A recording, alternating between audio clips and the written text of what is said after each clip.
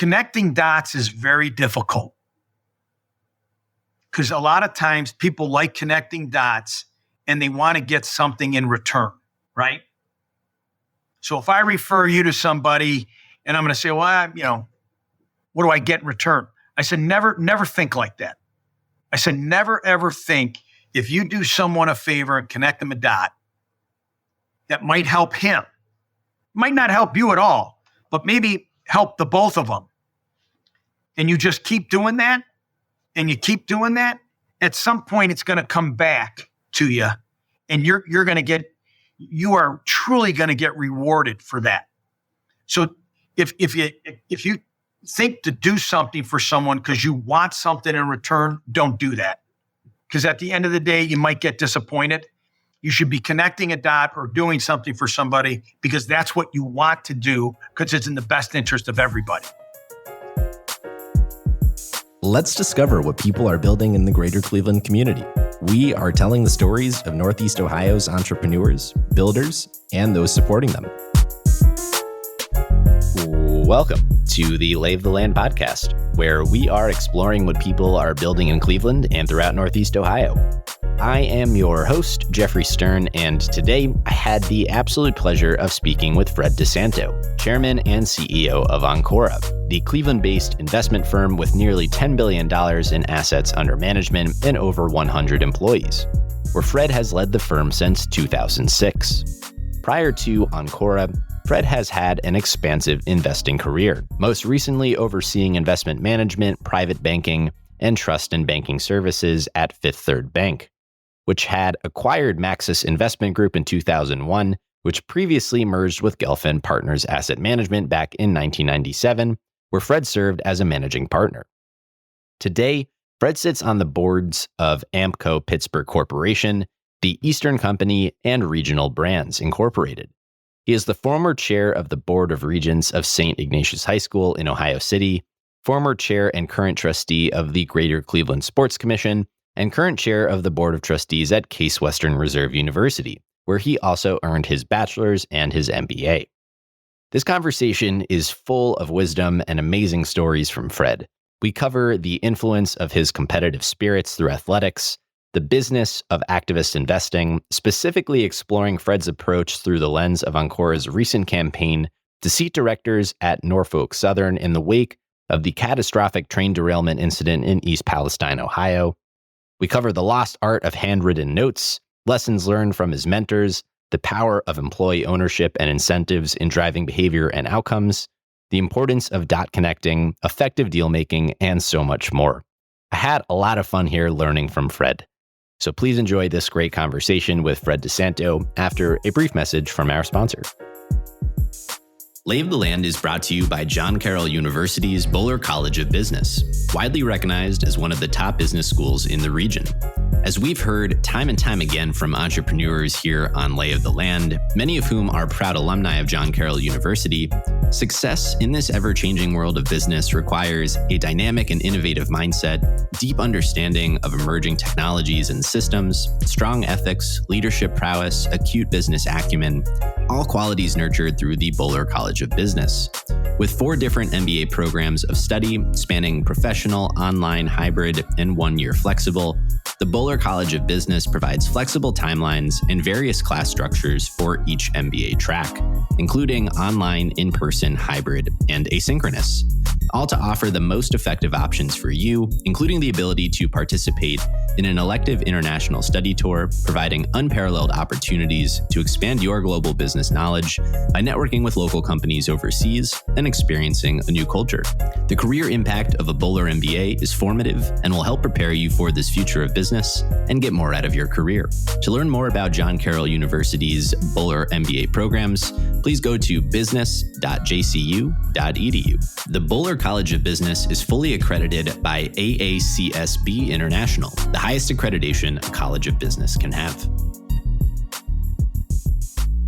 So I'm always thinking about where the best place to start these conversations would be. And when we first met, you had mentioned the importance of competitive spirit in driving success. So this can be, a multifaceted first question here, but I'd love to unpack how you have thought about this competitive spirit, the desire to win, what winning even means in this context, how you've cultivated it, and how it's kind of permeated throughout your career and upbringing? Yeah, that's a pretty good question to start with. The competitive spirit, I think, just comes from me personally.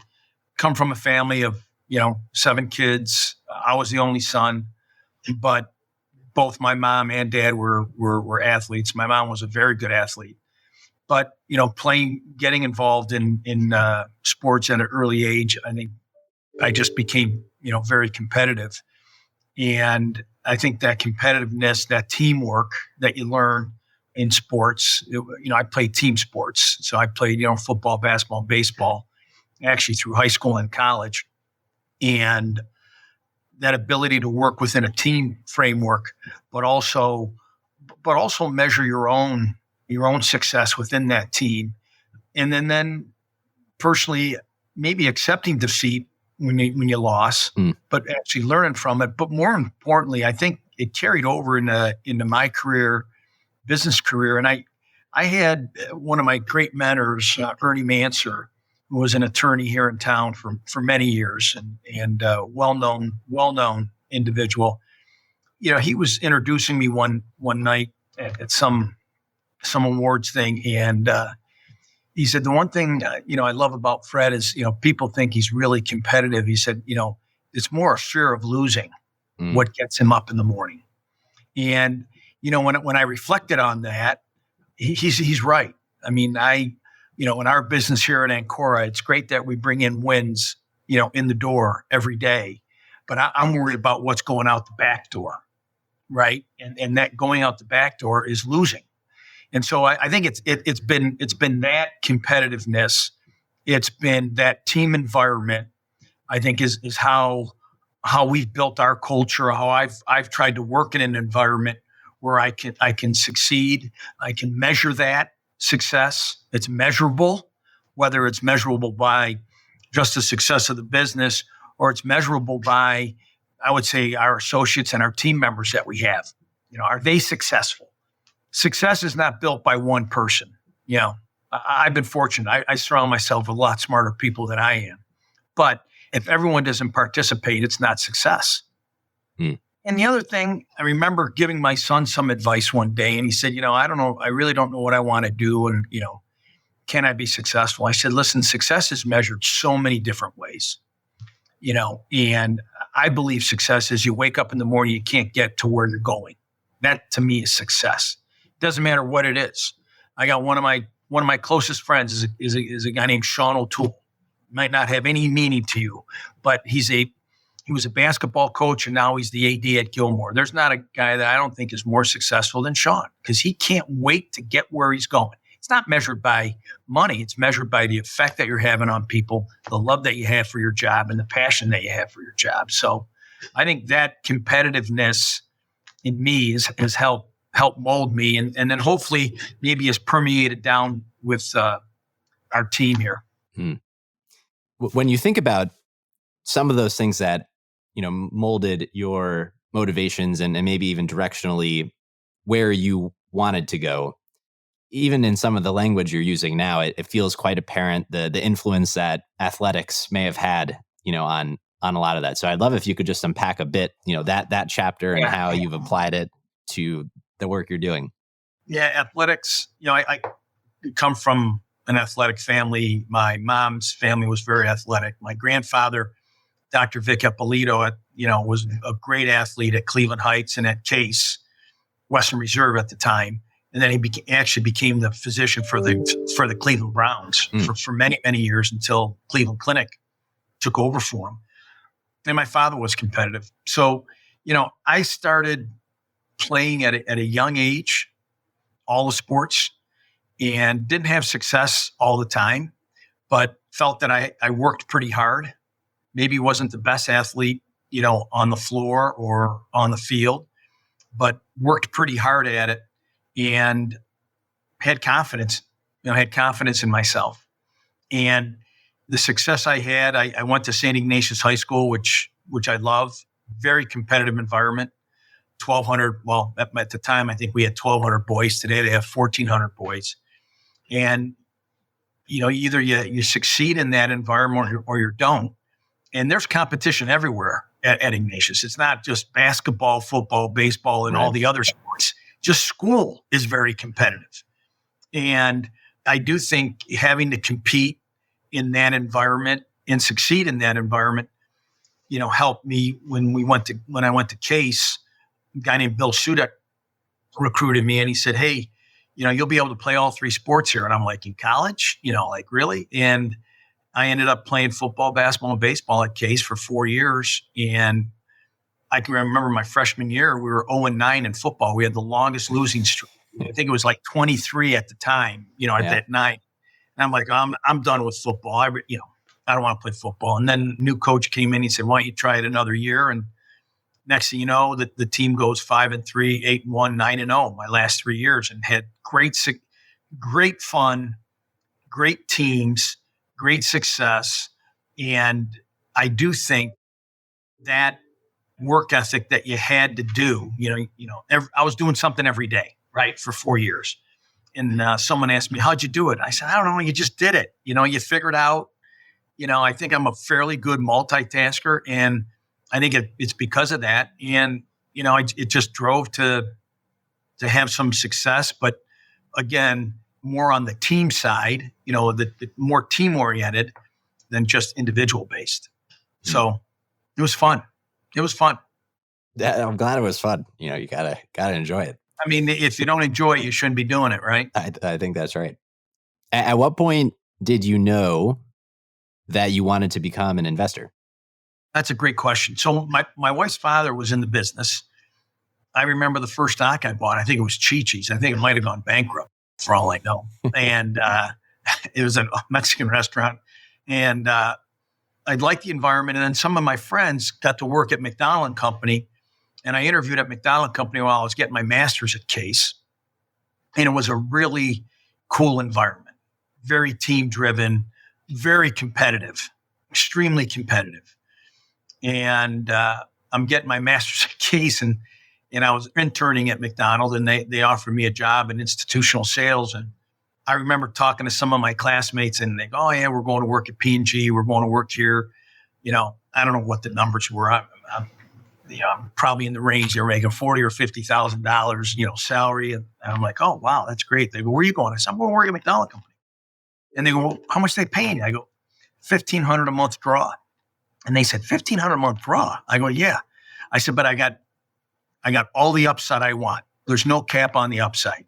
Eat what you kill, then you build a business." And I happened to learn from some great people there and traveled to the West Coast. I was on the institutional sales side, then went over to Prescott and covered some of the Ohio accounts and still kept some of the West Coast accounts. And it was a great time. It was a great learning experience. I was lucky that I figured out that at some point that side of the business wasn't going to be as, I'd say, long in the tooth as the business I'm in today, which was on the other side, managing money instead of selling ideas to someone. And I think the last time, I was on the road, I think maybe 90 nights, my last full year doing that. And, just didn't, I liked traveling, but I didn't like traveling that much. And so I think that competitiveness in that environment really then transferred over to what I call the buy side, the investment management side of the business. But I'll tell you, it was a hard road, man. People look at us now and say, "Oh, you got $10 billion under management." It was really difficult the first 5 years. Yeah. And took a significant pay cut to start this business from where I was at McDonald Company. I remember, and at Prescott, I remember my wife saying, "What happens if it doesn't work?" I said, "Well, if it doesn't work, it doesn't work. We'll just figure something else out." But not working wasn't an alternative for me. We were gonna fight through it, no matter how long it took. Had a lot of good people around us, so the team worked. There were some changes on the team, along the way, but that happens. Yeah. Well, knowing where you are today as this formidable $10 billion asset under management institution, I'd love to hear about those earlier days where perhaps you didn't foresee exactly where this would be today. Maybe you did, but I'd love to hear about at the earliest stage what the vision was like. So there was like 6 of us, maybe six or 7 of us. And, we all took pay cuts. And then within 6 months, we took another pay cut, because we were going through, we weren't driving the asset growth that we needed to pay for all the expenses. We went out and raised a little bit of money to help us fund the operation. And I remember picking up our first account. It wasn't a huge account, but man, it was a first account. And doing all the things that you had to do, I will tell you, you kind of look back on those years and I didn't think I really missed something. I do remember that running the credit card bill up before we started this business. I had bought a Jeep Grand Cherokee for my wife, paid cash for it. And 18 months into it, credit card bills were high. I'm like, how am I going to pay the credit card bills? We sold the car. I almost got paid as much as I paid for it. And then I paid the credit cards off that were high interest rates. And then I leased a car for like, $400 a month. And I'm like, God, I felt like I was flush, because you didn't have that credit card overhang. But, you kind of persevere through those times. I'm lucky that I had a wife that supported me in that, I get it. This is what you love. This is what you're going to do. And it kind of happened really quick, the new business, going out on our own. We had just finished or were about to finish building our first house in Highland Heights. And, she was, how are we going to do landscaping? And so we'll do the front yard and, no one's going to see the backyard until we have enough money. So we'll do the front yard first. And house looked great from the outside, from the curb, but, it just kind of plugged away. And every 6 months, every 9 months, every 12 months, you saw some traction that we were getting. And we started building a better business. I had some great friends and clients along the way that helped us grow by referring us into other clients. And we did a deal with Maxus. And that was in, I want to say 97. We did a deal with Maxus, which they had a great platform. We could do more with them. And then in 2000, I ended up being president at Maxus. And in 2000, sold our that business to Fifth Third, and which was a great victory. Had no idea that. I thought at the time, I'm like, man, this is great. It was a nice liquidity event, and stuck around at Fifth Third for a little over 4 years. And then, Ancora was my old partner at Maxus, never went with the deal. And he set up a little family office, Ancora. And then when I left, we joined forces again. And I think there were 5 or 6 people at the time in 2005. And now we're north of, I think, 120 people and 10 billion, and kind of didn't miss a beat, moved pretty quickly through that. A lot of clients just followed us, over, and a lot of the talent, I always say our assets walk out the door every day. It's our people. So it was a fun time. Still is a fun time. We're still growing, we're still building. And, I've taken maybe a little step back from the day-to-day stuff as much as I was doing, and really focusing on what I love to do, which is our alternatives platform, and continuing to, develop relationship with clients and handle clients. To me, that's the fun part of the job. So, absolutely, and I'd love to spend some time talking through some of those components with you. But I think as a seg, just to speak to Ancora more broadly, I always find a lot of meaning and intentionality behind the name of something, and so I'd love just to start. What is Ancora? Yeah, Ancora means once again. We did, had Maxus, and the name Ancora means once again, and again, kind of brought the team back over time. More of the team members maybe left Fifth Third or retired from Fifth Third, but then just wanted to go at it again, and that we're at Maxus. And so we thought once again, it's a unique name, and it stuck. And I think the reputation of Ancora is strong. I think our people are really strong, and I do think we're not perfect, but I would I would hope that most of our clients would say that we always have their best interest at heart, not ours, not our personal interests. So I do want to unpack the behind the scenes of how you decide to make an investment and kind of what that process looks like.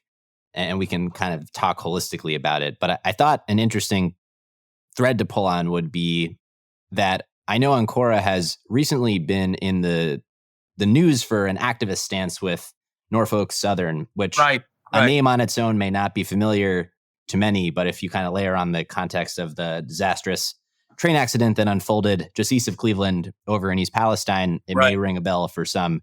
But I'd love to maybe use them as an example to talk about how you and Ancora's rationale and philosophy behind activist investing and what that even means. Yeah, that's that. So activist investing, activists have a good connotation and sometimes a bad connotation. They think they just go in there and try to strip the company down of assets, sell them, get the stock up and move on. That typically has not been our approach. Our approach is, and we have a great team. In fact, Jim Chadwick runs our alts group. But Norfolk Southern, the idea came to us, and we did our own work. And when I say we did our own work, we dig extensively into the company and do a lot of work. So the way we work an idea, if you will, we do a deep dive, and then we say, okay, what are some catalysts that we think can help move the stock forward? Norfolk Southern was a name that had gotten beaten up over time. They were the worst performing rail in the industry. And there's six railroads. So it's not like 5 more railroads are coming in, to the country. It's a finite, and there's 6 of them. And they have great track, they have great geography. But if you take a look at their metrics, from the margins, from the run times, the amount of cars that they have, the revenue per car, everything was bad versus their competitors. And then you overlay safety, which they didn't have a good safety record. And I think you'll see that when the report comes out in June on East Palestine. We say, okay, the stock had gotten beaten up. We think with the right approach, with the right operating team, that we really believe this stock can go from, I think at the time, we were buying it from maybe 210 to 220, and it's not far from there today. We thought the stock could be a double over time, and we were going to bring in precision railroad scheduling. All right, so really maximize the efficiency of the railroad and not at the expense of people or safety. And it's been a practice that a number of rails have done, PSR, and you've seen tremendous success. That's where I would say the beef came in with existing management and us. And then, subsequently, through our proxy fight. And a proxy fight is when we put a whole slate up for the board. We put 7 individuals up, and we nominated a new CEO and a new chief operating officer. And our CEO, Jim Barber, the ex-chief operating officer of UPS. I don't have to tell you what a great company UPS is. Jim started as a driver for UPS and was in the union. And Jamie Boychuk, who was a great operator for competitors. So the fight began, and it was a fairly nasty fight, public fight. And I will tell you, Jim Chadwick and Connor Sweeney from our team, Connor is probably, he knows logistics as well as anybody, really drove that value proposition. What we do then is we go out, raise capital from investors. We raise capital, and then we then go affect change. And we really felt and continue to feel that we won the fight in that we brought 3 new board members onto their board. And the 3 members that were not reelected was the chairman of the board, chairman of governance, and chair of comp. That says a lot. And we got support from a number of different agencies, and we got support from their two biggest unions. So that's an ongoing investment for us. We still think there's a lot of heavy lifting that needs to get done there. We're not going away, and believe it's a great opportunity for investors. And I talked about it for maybe 6 or 7 minutes. This was a long process. The amount of work and time it's 24/7. And Norfolk was our biggest activist campaign we've ever done. I mean, it's a $50 billion market cap. And it's pretty amazing that a firm of our size was able to get 3 board seats on their board. When you think holistically about this activist approach, finding companies who've maybe lost their way and helping them find their way, I'd love to just hear your thoughts about the role and importance of the board. I feel it's somewhat of an esoteric topic. Most people maybe don't have a full grasp of, what the board actually does and the influence they have. So I'd just love to hear your thoughts on that. Well, it depends on the structure of the board, meaning that, do you have really talented people that understand the business? Okay, that's critical. And also understand governance. The board's job is to represent the shareholder, right? The shareholders elect them. Right. So the first loyalty should be to the shareholder. And what are we doing as a board that constantly takes a look at how we create value for the shareholder? Secondly, I do think it's important the board clearly understand the culture of the company and how the employees are treated. There's no company without employees. There's no company without culture. So how does the board really figure that out? And how do they hold the executive team accountable to that? And I've sit on public boards. I sit on boards. The CEO is held accountable. Yeah. There's goals and objectives every year that he has to accomplish or she has to accomplish and the team has to accomplish. And how do you hold them accountable? And how do you measure those? And it's very easy sometimes. I'm not saying it happens all the time because there's some great boards out there, but it's very easy to get caught up in the relationship with the CEO, the relationship with the CFO, the relationship with the president, and all of a sudden you become friends. And how do you hold them accountable? There's nothing wrong to having respect and having a relationship with those people. You need to have a relationship with them. But you also have to understand what their strategy is, what their plan is to continue to move the company forward. And if a board doesn't debate that and try to poke holes in it, they're not doing their job. I mean, some of the Norfolk Southern board members, got paid extremely well. And by the way, Norfolk had a terrible year last year. They underperformed all their competitors, and they gave the CEO a great raise. I don't get it. Right. Well, I don't get it. And when you mentioned how nasty and challenging this process can be when you do, impose that accountability on the organization, I am just kind of curious, from the outside, it just sounds hard, the activist approach. And it's hard. It's hard. You got to have thick skin. Yeah.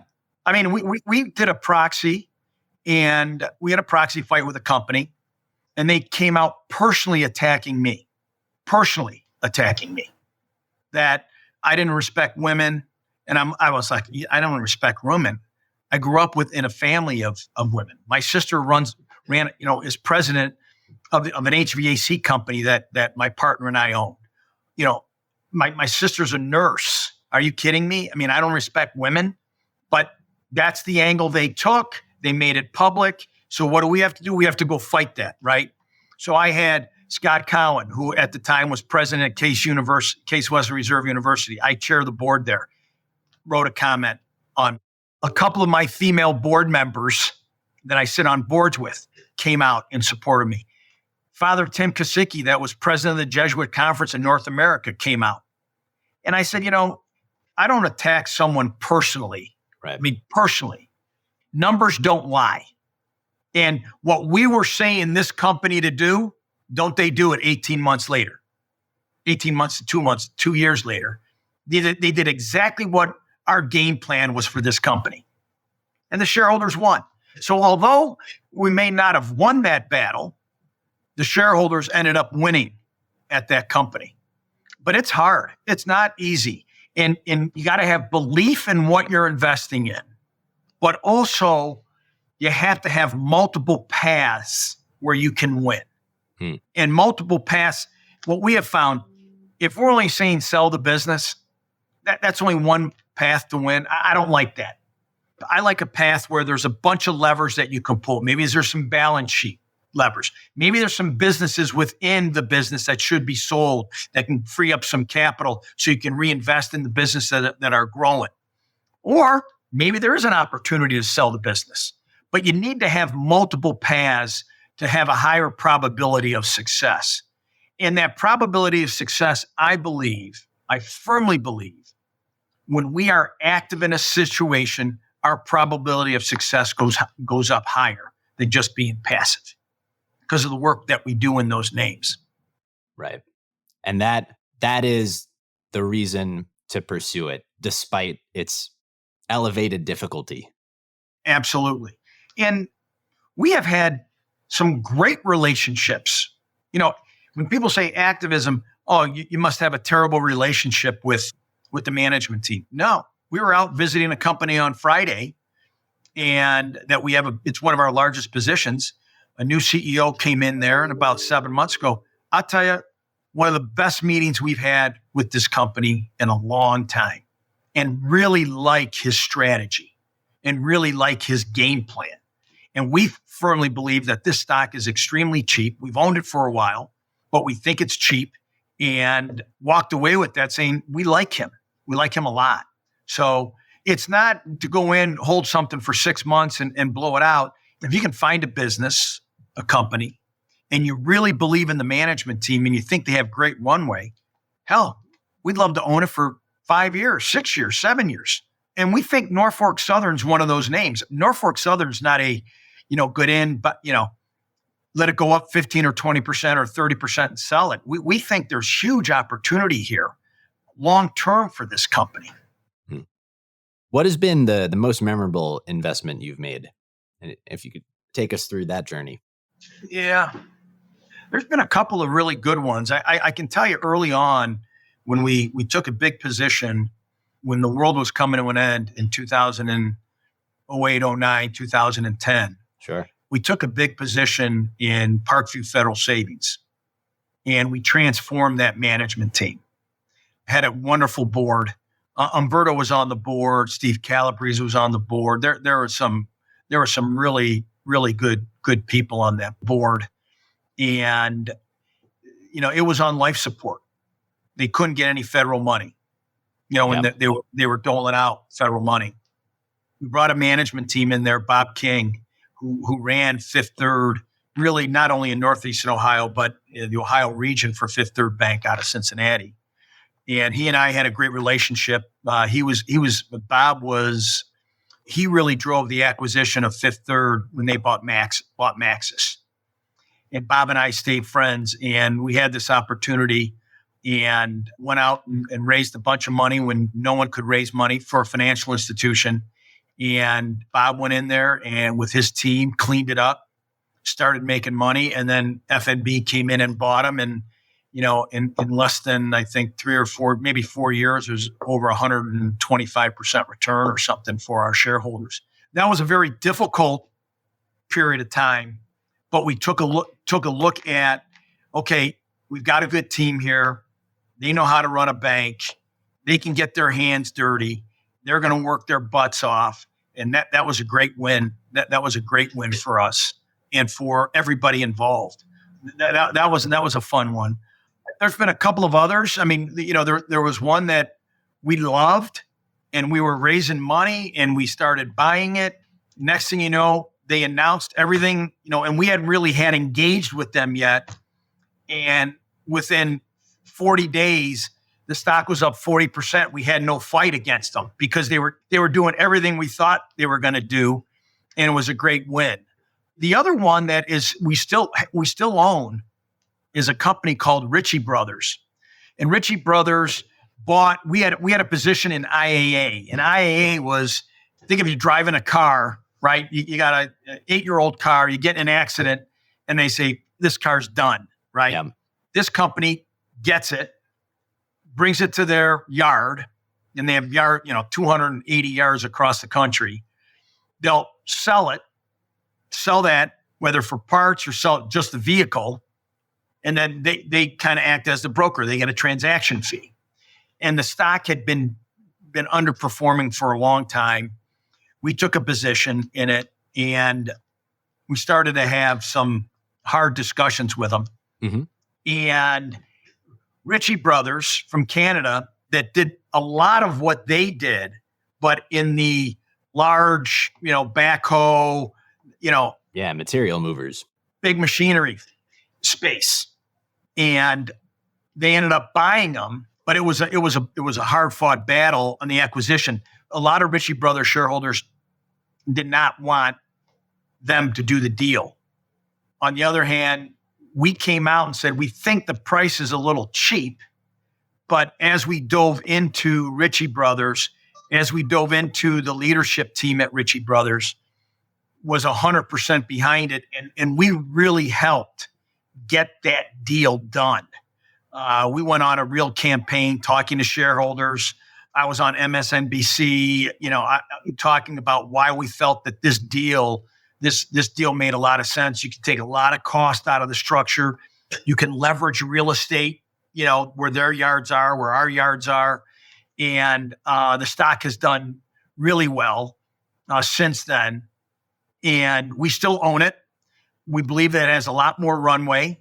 We've taken a little, maybe a little chips off the table, not much, but feel that that's a live one right now that's really working out. Yeah, fascinating. Yeah. So, and what happens is we really like this management team at Ritchie Brothers. Really like the CEO, Jim Chadwick, and the team have developed a wonderful relationship with him. And I really think, what we do on our core, we do the normal investing for our clients. We have a dividend value team. We have a small mid-cap team. We have a micro-cap team. We have a fixed income team. I really think the alternative strategies is a real differentiator for the firm. There's not anybody doing it here in Northeast Ohio. We're really even in the state of Ohio. And we started to build a really good reputation in the marketplace for activism. Lay of the Land is brought to you by Impact Architects and by 90. As we share the stories of entrepreneurs building incredible organizations in Cleveland and throughout Northeast Ohio, Impact Architects has helped hundreds of those leaders, many of whom we have heard from as guests on this very podcast, realize their own visions and build these great organizations. I believe in Impact Architects and the people behind it so much that I have actually joined them personally in their mission to help leaders gain focus, align together, and thrive by doing what they love. If you too are trying to build great, Impact Architects is offering to sit down with you for a free consultation or provide a free trial through 90, the software platform that helps teams build great companies. If you are interested in learning more about partnering with Impact Architects or by leveraging 90 to power your own business, please go to ia.layoftheland.fm. The link will also be in our show notes. Well, you mentioned the team there. One of the things that we had talked about before, both in your personal career, but also within the firm itself, was the importance of this ownership mentality. And, it's a concept I hear lots of folks kind of talk loosely about and throw around, but is something that you've actually instituted with employee ownership within the firm. And so I'd love to hear, how you thought about that, the power of incentives and driving the best behavior and outcomes, and what you believe its impact has been within the firm. That's a good segue into, so a few years ago, a firm called Focus Financial Partners, that is subsequently has got bought by CD&R, came to us and said, hey, we'd like to buy you. And I was very hesitant of doing another deal with someone because, when someone buys you, they own you, right?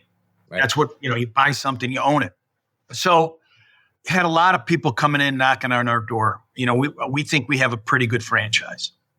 And Focus came in and said, listen, we work things differently. We're not going to come in and run your business. We're not going to change your name. You run your business. You can monetize a big chunk of your business, but the growth on that business, you're going to be able to keep 51% and we're going to take 49. And I'm like, really? I said, that's interesting. And at the time we had 80 employees, 80 or roughly around 80 employees, maybe 85. I think 35 or 40 had owned stock. And I would say a lot of the stock that the individuals owned was a big piece of their net worth, their nest egg. So, Focus came in. We hammered out a deal with them. It was long. I mean, the devil was in the details. And Carl Grassi and Pat Berry from McDonald Hopkins were heroes in that, and who are our attorneys, and struck a deal where we got a liquidity event, but we continued to control our own destiny, which to me, that was critical of controlling your own destiny. I was not going to go work for someone again. I just wasn't going to do that. Yep. And in the meantime, a lot of our employees got a liquidity event that really made a difference in their lives. And to me, that's something I'm most proud of, that it was felt by many, many individuals at the firm that had put a lot of blood, sweat, and tears in it, and were able to really take some significant dollars off the table and kind of say, okay, I've got this chunk for retirement now. And I think only 2 people have retired since then. And they were probably, I know one of them was planning on retiring. So, we still have the same team, predominantly the same team. We've grown the team. And I think it's different when you own a piece of something. I mean, you've had that situation yourself. When you own a piece of something, you always go the extra mile, no matter what. I mean, I'll tell you one quick story. This is Sure. It's one of the best stories, and I'm actually gonna see this client tonight. You've heard of Maselli's Dairy, right? Sure. Okay. So this is back when the markets were really bad in 08 and 09, and financial stocks had not hit rock bottom yet, but they were getting there. And I was walking past my assistant's desk. Phone was ringing. I picked it up. I go, yeah, Ancora. And it was John. And he goes, hey, Freddie, God, National City's down to $10. I think I want to buy some National City. I said, I'll tell you what, John. I said, personally, I wouldn't be buying National City Common. We'd be buying the preferred. You're higher up on the equity, on the stack, on the creditor stack, and they're trading at par with each other, $10 and $10. I would not be buying it. I'd be buying the preferred. In fact, I'd be selling the common and buying the preferred. Yeah. I think it's a safer bet. I think there's less risk. And lo and behold, we do it. And the preferred goes to 25 when PNC bought them, and the common was at $2 and stayed at $2. And I truly believe it's that walking, I'm an owner, the phone's ringing, pick it up. It could be a client that needs something. And they have become dear friends of mine, the family, and now have a wonderful business relationship with them. That's awesome. Yeah, I mean, and again, just not being afraid to do anything to help the business grow and succeed. And sometimes a couple of things that I preach to our people, connecting dots is very difficult because a lot of times people like connecting dots and they want to get something in return, right? Mm. So if I refer you to somebody and I'm going to say, well, what do I get in return? I said, never think like that. I said, never, ever think if you do someone a favor and connect them a dot, that might help him. Might not help you at all, but maybe help the both of them. And you just keep doing that, and you keep doing that. At some point, it's going to come back to you, and you are truly going to get rewarded for that. So if you think to do something for someone because you want something in return, don't do that. Because at the end of the day, you might get disappointed. You should be connecting a dot or doing something for somebody because that's what you want to do because it's in the best interest of everybody. Yeah. And sometimes that's hard for people to understand. If people are really selfish, they're not great dot connectors. They're just not. They don't, and they're not rainmakers. People that are not selfish, that are humble, that are doing things for people because they want to do that for them and not expect anything in return. Those are people that I believe we want on our team and that you'll be successful. I got a call from someone. I can't get my granddaughter in school. Can you help me? Sure. I'm not going to get anything for that. We're going to get her in school. Oh, my granddaughter's interviewing for a job at X, Y, and Z. I know you know people there. Sure, I'll pick up the phone and call. I'm not going to get anything in return for that. Who cares? You're helping someone out. And at some point, it's going to come back. I mean, to me, that's the fun part of the business. Yeah. Yeah, you pay it forward. You pay it forward, man. And I'm fortunate in my life that we've had some success and truly believe in giving back to the community, especially to the organizations and institutions that have really had an impact on our lives, our families' lives. So there's a few themes that have permeated this conversation, but there are two in particular that I'd like to go a little bit deeper with you on because they seem just to constantly come up. And one of them I would bucket as it's under the umbrella of the relationships that you form and cultivate with people, but particularly the importance of mentors within your life and your kind of perspective on mentorship generally. And then the other being deal making and just what you've learned about how to do that. Yeah. Those are two good questions, my friend. Well, mentors, coming from a Italian-Irish background, my dad's father came over from Italy when he was 16, and my grandmother came over from Ireland when she was 18. And they met. He was the gardener and chauffeur, and she took care of the house in Shaker Heights. And she lived on the west side. He lived in Collinwood, and they ended up getting married. And there wasn't a lot of Irish Italians getting married, back in, 90 years ago, and my grandfather was an extremely hard worker. And so was my grandmother.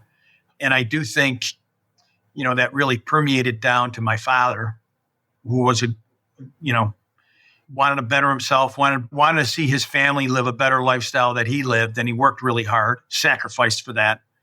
So, showing sacrifices like that extremely affected me, kind of helped mold me. My mom's side of the family, her grandmother came over from Italy and her grandpa passed, but they had Ideal Macaroni Company. They had, it was a macaroni company that she used to sell literally from her cart. Yeah. Okay. And grew up in Cleveland Heights, and my grandfather grew up in Cleveland Heights, and my grandmother, great grandmother, I think instilled in my grandfather the importance of hard work. And he went on and became a physician, and kind of they lived in different circles, right? My dad's grandfather lived in one circle. My grandfather lived in the other circle. But I will tell you, the one thing that both of them showed me was they treated people the same, no matter who they were or where they came from. My grandfather had Shaker Medical Center at Shaker on Shaker Boulevard. And I'd go and visit him all the time, heading to Ignatius or, heading down to Case, and I'd open up his closet and there'd be booze there. And he wasn't a drinker. I go, what's all this? He goes, sometimes people pay me in booze. He goes, they can't afford anything, so they pay me in booze. But just wonderful people. So, and my mother sacrificed. She was a sacrificer. Her mom died at a young age, and she came home from college and raised her siblings. So, learning from family, I think, gives you that foundation as mentors, right? And then as you grow and as you move in your career, I find there's always one, maybe two if you're lucky. But my one mentor was Ernie Manser. And Ernie Manser was a guy, again, he was tough, but he was soft. He was very tough, but he was soft. And if you were his friend, you were his friend. And I remember going out when we started our first business. And I met him through my father. He was a very good friend of my father's. Yeah. And we were looking to raise money. He said, okay, here, I'm investing in the firm. You're not only going to invest my money, but I'm going to be an equity investor. I'm like, okay. And I go, God, this is easy. One call and get a check. Not bad. And little do you know, it's a lot harder than that, as we all know. And I think it was maybe 3 or 4 years later, I went back to him and gave him his money back and a really nice return. And he goes, what's this? I go, this is you invested with us and we can buy you back now. And here's what the return is. And we did a fair valuation, took the check, he ripped it up. I'm like, oh my God, he's pissed. It should be more, right? And he goes, do you think I invested in you to make a return on you? Write me a check for what I gave you. And that's all I want. To me, wow. I get choked up about thinking about that. Yeah. I mean, who does that in this day and age, right? And I really believe, and he was he referred me so many people of his network, and he's just a wonderful guy. That taught me a lot. It really did. And, so those people really, really helped, I think, mold me who I was. I will tell you, my wife's a very good judge of character. I think the worst deals I've ever done is when she said, don't do them. I said, I'm doing them. This is a good deal. For some reason, she can read people better than I, and I should listen to her more often. But, I do think that having a good partner that is willing to take that risk with you is critical, that has faith in you, that no matter what happens, you'll get it done. And she's been a great partner on that front. When you talk about deal making, I made some bad deals. We've all have. I still make them every day, but I got lucky enough to meet a very good, he's become like a brother, Carl Grassi, who ran McDonald Hopkins and is subsequently is just retiring. His grandfather and my grandfather came over on the boat together from Italy, and they were best friends. We did not know this when we met each other professionally. Wow. Didn't know it.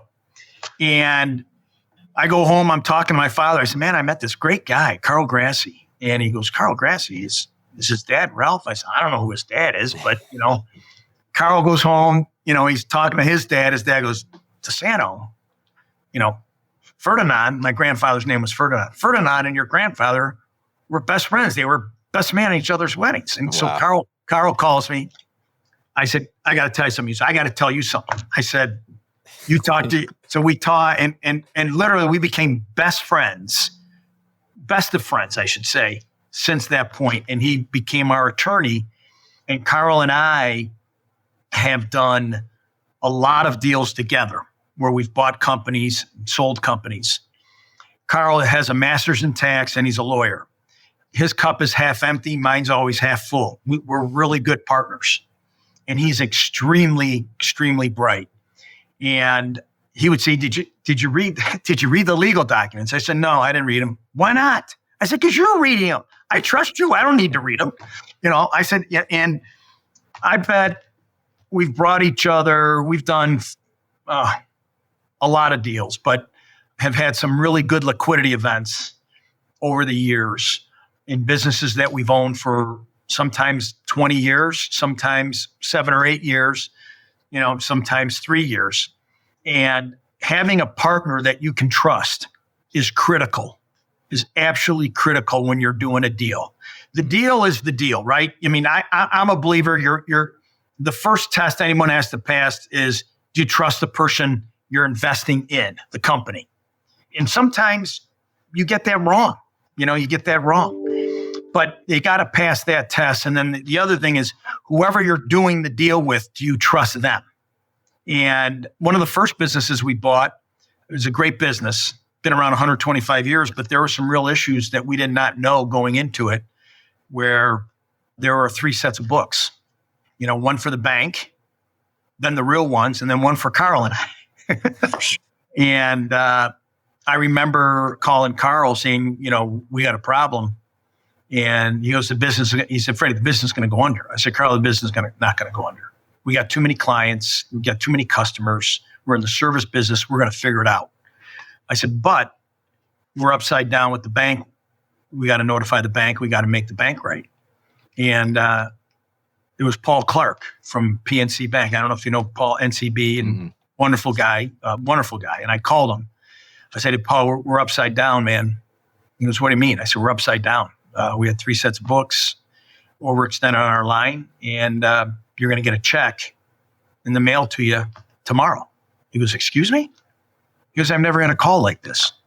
I said, well, our reputations are critical, and you guys have been a good partner of ours, and you would find out at some point. And since we found out, we're telling you. And they stuck with us.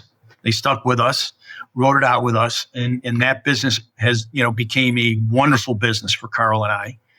And, when we had to write the check, Carl says, okay, where do I send it to? That's a sign of a great partner. That's a sign of a great partner. And so, when you do deals, we invest in private equity funds in that. And we do that. I really like the people that we invest in on the private equity side. But I do have a lot more fun on private businesses that you're active in. You know what I'm saying? It's more fun. It's fun to see the growth. It's fun to see the struggles. Yeah. Higher agency, higher accountability. Right. And I love, there's nothing better than a great sense of urgency.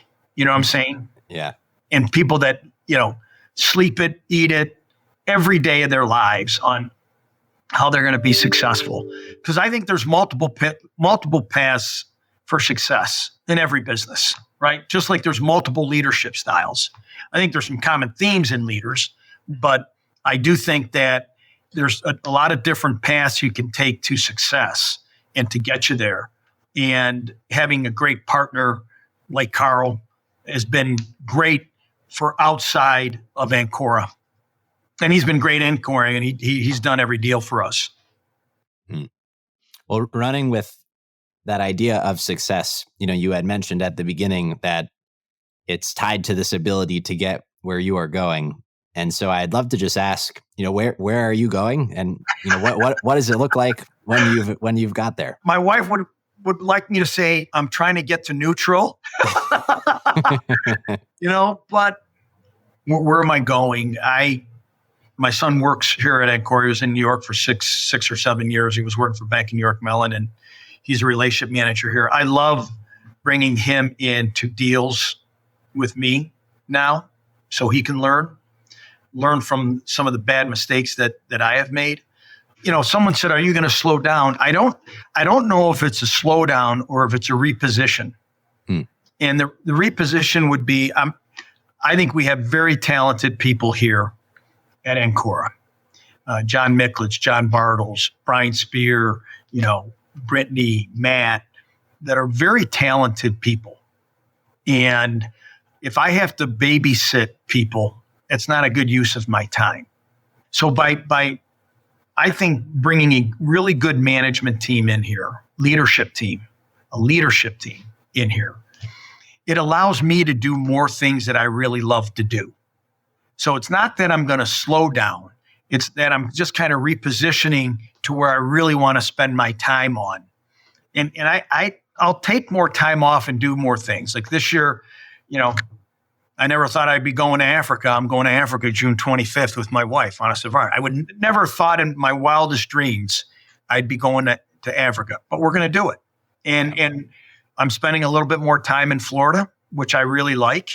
Still work there, but again, just kind of re-looking at probably not having to have so much pressure on making sure that Ancora is successful, because we've got so many talented people here. We're doing all the right things, and we're going to continue to grow the firm and continue to add and continue to have success. And then, I would say I do like helping people.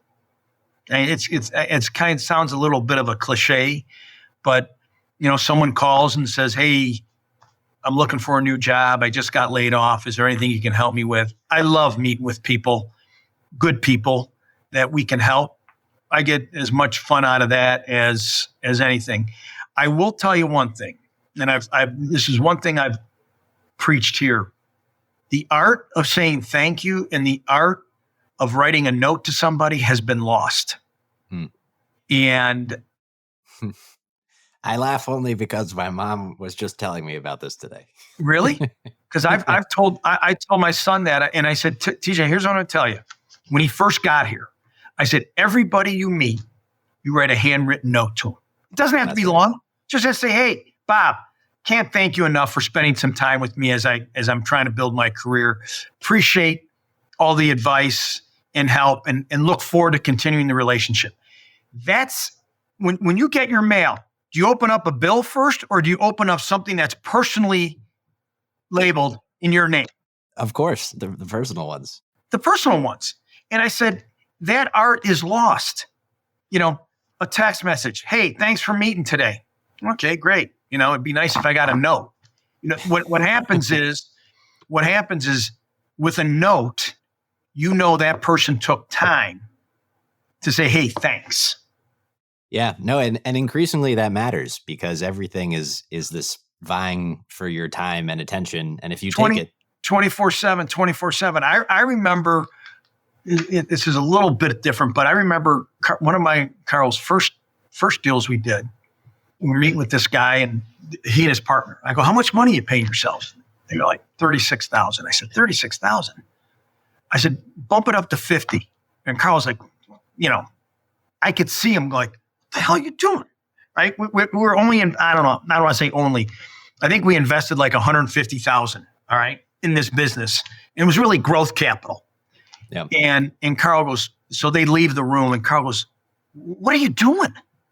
I go, "Carl, when they start getting the check that is a $50,000 salary, they never want to go backwards." And I said, "We didn't invest in this business for 24 grand. All right." So about a year later, the guy calls me. He says, "I haven't seen as many referrals from you as I thought I'd get." And I said, "You know what, Mike? Out of sight, out of mind." He goes, "What do you mean?" I said, "If I don't hear from you from every month," I said, "We're on the board. Maybe write us a check for $200 a month." I said, "So when I open that envelope and there's $200 in there, I'm going to say, what did I do for this $200? I said, I'm going to think, hey, did you talk to this person? Hey, go call this person." And I will tell you, that little thing, that, that personal touch, that once a month, that grew that business from 300,000 or 400,000 to, I think, 7 or 8 million. And then they ended up selling it to a tech company or something. And because of social media and because of the phone that's 24/7, the personalized touch has been lost. Pick up the phone and call somebody. "Hey, how you doing?" And that, I love your mom, because she's absolutely right. The art of a thank you has been lost. My wife is diligent about that. If we go out to dinner with someone and say they happen to pick up dinner, she writes them a personal note. And I'll tell you what happens is, those individuals that you write the note to, or receive the note, I should say, are like phenomenal. I mean, if you get it, it's like getting that email that, one of 5,000 people are getting. You're like, how special? This isn't special to me, but you get that note and say, you remember. Yeah. What a great thank you. I can't thank you enough for meeting with me, for spending time with me. So, and I'm so neurotic. I'm so crazy about this. I keep them all right there. Anyone that writes me a handwritten note, boom, I put it, I keep it. I don't throw it out. Because I think it's, I think it's that important, and maybe when I'm gone and I have grandkids, they may read about, hey, this guy wasn't as bad a guy as I thought.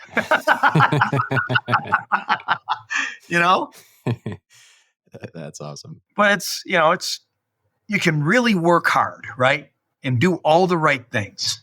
And I always tell everyone it's the little things that differentiate you from somebody else. It's just the little things. The little things matter. Like I said, investment management. There's some great firms here in Northeast Ohio. There's some great competitors of ours. Good people, really good people. How do you differentiate yourself? Trust, right? I always tell our people, if they can't call you on a Sunday morning at 9:00, then you're not the right person for them. I tell the client that if you don't think you can call me at 9:00 in the morning, we're probably not the right firm for you.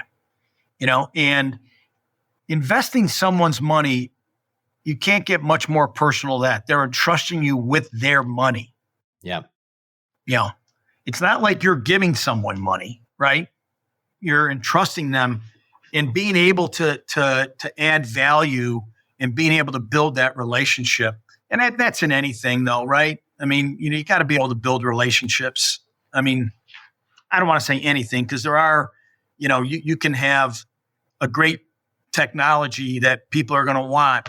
They could care less if you're close to them, right? But in our business, and at least in the service-oriented business, it's critical. And even the private equity business, it's all about relationships. It's all about the people. It's all about people. I mean, I am telling you, we bought a business from a guy. My partners were a guy named George Wasmer and Tom Sullivan and Carl Grassi. Tom Sullivan's really took RPM, and now Tom is RPM is a great, great public company here in Northeast Ohio. George Wasmer had a great business. And we went, and there was a guy that George knew, he was 85 years old. This guy wasn't looking for the last buck. He wanted to sell it to people that he thought were going to take care of his people. And at the end of the day, he really didn't own it. The shares were already to his kids, and his kids didn't want anything to do with the business. So it's really, what are we going to do with the business? What are we going to do with the people? And to me, that is a huge differentiator in anything that you do. And if someone's, me, it's a turnoff, right? I mean, I know what you're doing now, what you're going to be doing now. I mean, if you go to an entrepreneur and it's only about him, I really wouldn't want to invest with the guy. And he might have the greatest widget in the world, right? But I don't know. I mean, there's a lot of deals out there chasing money today, as you know. And I really believe it's about the people. So, wow, amazing! So much fun stuff there. So you had mentioned Northeast Ohio, and I would love just to hear at a high level how you would characterize the role that Cleveland has played as part of your and Ancora's story. Critical. I'm born and bred here. I think Cleveland is Northeast Ohio is a great community where you can build relationships. And I even think people from the outside that come here say, man, I love Northeast Ohio. I mean, the friendships and the relationships you can build. I do think that both Case Western Reserve University and Ignatius has played an integral role for me in Northeast Ohio. Yeah, I was much more active at Ignatius than I am today, but I'm very active at Case as chair of the Board of the Trustees. But I think that genuinely people want to help people here. Yes. I genuinely believe that. And I think I do hear sometimes, Cleveland can't fund startups. Well, I mean, we help Land Energy. I mean, I can go through a number of startups that we've invested in and helped raise money for. I do think working in an environment in Northeast Ohio, it might be a little easier to connect dots than it is in New York City. And I think it's easier to build relationships. And I've been lucky, all my sisters, one are here in town. Most of their families are in town. And the network that you can build is great. And I don't know if, I'm not saying I couldn't have, but I don't know if I, transplanted myself in Cincinnati, that if I could have done the same thing that I've done here in Northeast Ohio. I really don't. That's why we love giving back to Northeastern Ohio charities and causes. we're big believers in Catholic education. We support Catholic education, but also I think, Case, I think even really some of these great organizations like Life Act, I mean, off the charts, what they do and how many people that how many lives they touch. And, I go to Florida a lot, but I always say, where do you live? I live in Cleveland, Yeah.